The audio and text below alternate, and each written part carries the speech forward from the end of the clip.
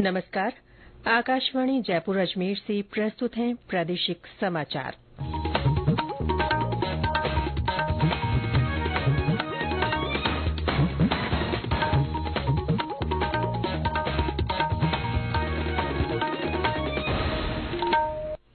मुख्य समाचार।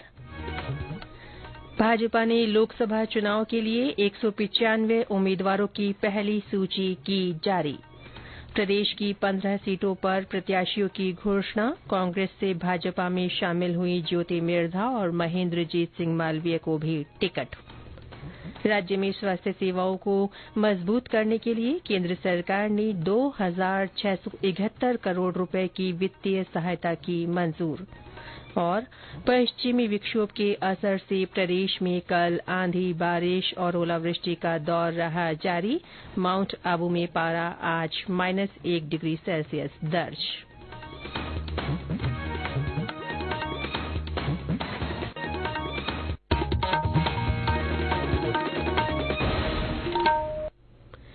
समाचारों के साथ मैं रितिका गुप्ता। और अब समाचार विस्तार से।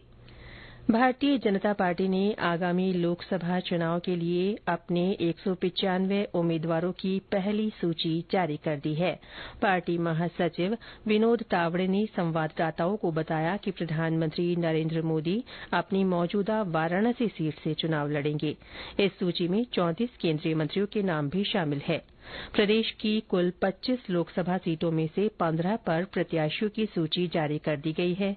इनमें 7 सीटों पर उम्मीदवार बदले गए हैं। कांग्रेस पार्टी से भाजपा में शामिल हुए 2 नेताओं को भी चुनाव मैदान में उतारा गया है। लोकसभा अध्यक्ष ओम बिरला को कोटा बूंदी, केंद्रीय मंत्री गजेंद्र सिंह शेखावत को जोधपुर, अर्जुन राम मेघवाल को बीकानेर, भूपेंद्र यादव को अलवर और कैलाश चौधरी को बाड़मेर से मैदान में उतारा गया है। भूपेंद्र यादव पहले राज्यसभा से सांसद थे। नागौर से डॉ ज्योति मिर्धा और डूंगरपुर बांसवाड़ा से महेंद्रजीत सिंह मालवीय को टिकट दिया गया है। भरतपुर से रंजीता कोली की जगह रामस्वरूप कोली, चूरू से राहुल कस्वा के स्थान पर पैरा ओलंपियन देवेंद्र झाझड़िया, जालौर सिरोही से देवजी पटेल की जगह लुम्बाराम चौधरी और उदयपुर सीट से अर्जुन लाल मीणा की जगह मन्ना लाल रावत को प्रत्याशी घोषित किया गया है। चित्तौड़गढ़ से सीपी जोशी, सीकर से सांसद स्वामी सुमेधानंद सरस्वती, पाली से पीपी चौधरी और झालावाड़ बारां से दुष्यंत सिंह को टिकट दिया गया है। इन संसदीय क्षेत्रों से घोषित उम्मीदवारों ने टिकट मिलने पर प्रधानमंत्री और पार्टी के शीर्ष नेताओं का आभार जताया है। विभिन्न स्थानों पर भाजपा समर्थकों और भाजपा कार्यकर्ताओं ने आतिशबाजी कर मिठाई बांटी। अब प्रदेश की 10 सीटों पर उम्मीदवारों की घोषणा होना बाकी है। इनमें जयपुर, जयपुर ग्रामीण, भीलवाड़ा, श्रीगंगानगर, झुंझुनूं, दौसा, टोंक सवाईमाधोपुर, करौली धौलपुर, राजसमंद तथा अजमेर सीट शामिल है।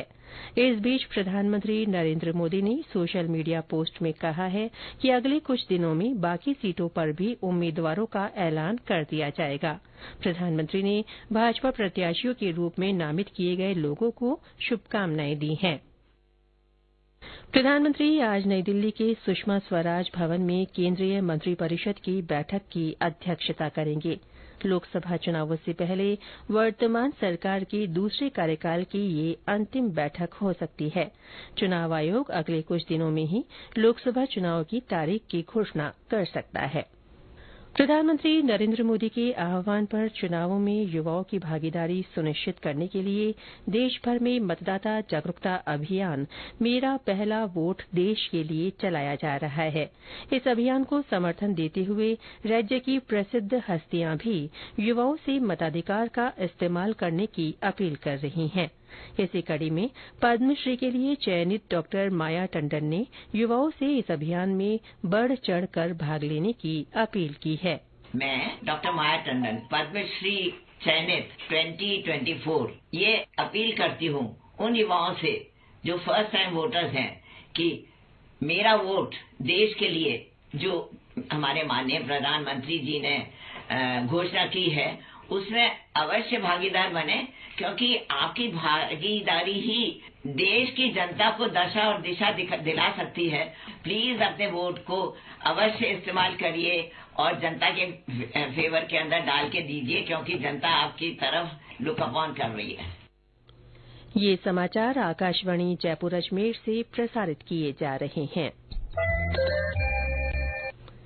प्रदेश में स्वास्थ्य सेवाओं को मजबूत बनाने के लिए केंद्र सरकार ने 3 वित्तीय वर्ष 2023-2024 से 2025-2026 के लिए कुल 2,671 करोड़ रुपए की वित्तीय सहायता मंजूर की है।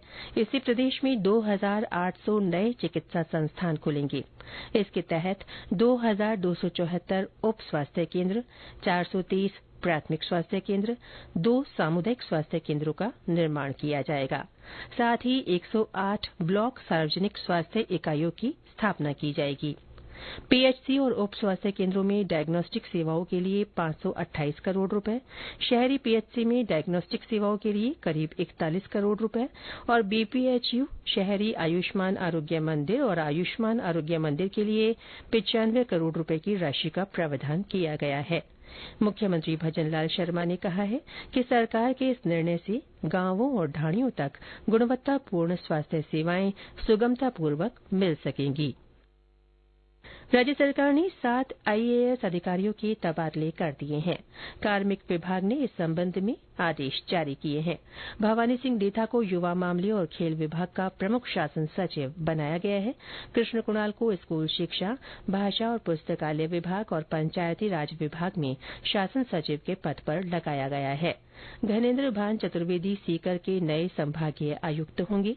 डॉ मोहन यादव को महिला और बाल विकास विभाग का सचिव बनाया गया है।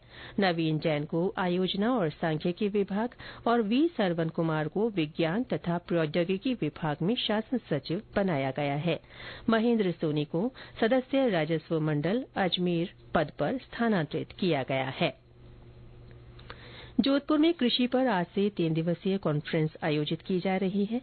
भारतीय शुष्क क्षेत्र अनुसंधान संघ और केंद्रीय शुष्क क्षेत्र अनुसंधान संस्थान की ओर से कृषि पारिस्थितिकी तंत्र में सतत कृषि विकास लक्ष्यों को प्राप्त करने में चुनौतियां विषय पर इसका आयोजन हो रहा है। अजराई के सचिव डॉ विपिन चौधरी ने बताया कि संगोष्ठी में तटीय, पहाड़ी और शुष्क क्षेत्र के वैज्ञानिक, शोधकर्ता, विशेषज्ञ तथा विभिन्न राज्यों के करीब 300 प्रतिभागी भाग ले रहे हैं। पश्चिमी विक्षोभ के असर से प्रदेश में कल आंधी, बारिश और ओलावृष्टि का दौर जारी रहा।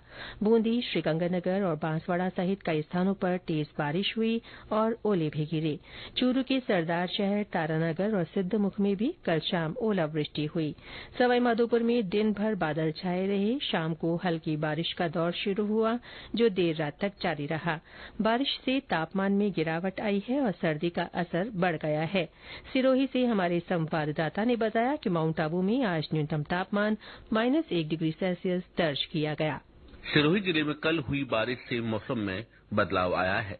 अब यहां सर्दी का असर और तेज हो गया है। वहीं सिरोही जिले में स्थित राजस्थान के एकमात्र हिल स्टेशन माउंट आबू में भी सर्दी का असर तेज हो गया है। पिछले 24 घंटों के दौरान माउंट आबू का न्यूनतम तापमान जमाव बिंदु से 1 डिग्री नीचे -1 डिग्री सेल्सियस दर्ज किया गया। इस तेज सर्दी से यहां अब जनजीवन प्रभावित हो रहा है। साकेत गोयल, आकाशवाणी समाचार, सिरोही। बरसात से फसलों को नुकसान पहुंचने की आशंका है। 12 कृषि उपज मंडी में सरसों की फसल पानी से तर हो गई। खेतों में फसल खराबे को लेकर किसानों की चिंताएं बढ़ गई हैं। मौसम विभाग के अनुसार आज से पश्चिमी विक्षोभ का असर समाप्त हो गया है। अगले 1 सप्ताह तक प्रदेश में मौसम शुष्क रहने की संभावना है। और अंत में मुख्य समाचार एक बार फिर। भाजपा ने लोकसभा चुनाव के लिए 195 उम्मीदवारों की पहली सूची जारी कर दी है। प्रदेश की 15 सीटों पर प्रत्याशियों की घोषणा की गई। कांग्रेस से भाजपा में शामिल हुई ज्योति मिर्धा और महेंद्रजीत सिंह मालवीय को भी टिकट दिया गया है। राज्य में स्वास्थ्य सेवाओं को मजबूत करने के लिए केंद्र ने 2,671 करोड़ रुपए की वित्तीय सहायता मंजूर की है। और पश्चिमी विक्षोभ के असर से प्रदेश में कल आंधी, बारिश और ओलावृष्टि का दौर जारी रहा। माउंट आबू में पारा आज -1 डिग्री सेल्सियस दर्ज किया गया। इसके साथ ही प्रादेशिक समाचार बुलेटिन समाप्त हुआ। नमस्कार।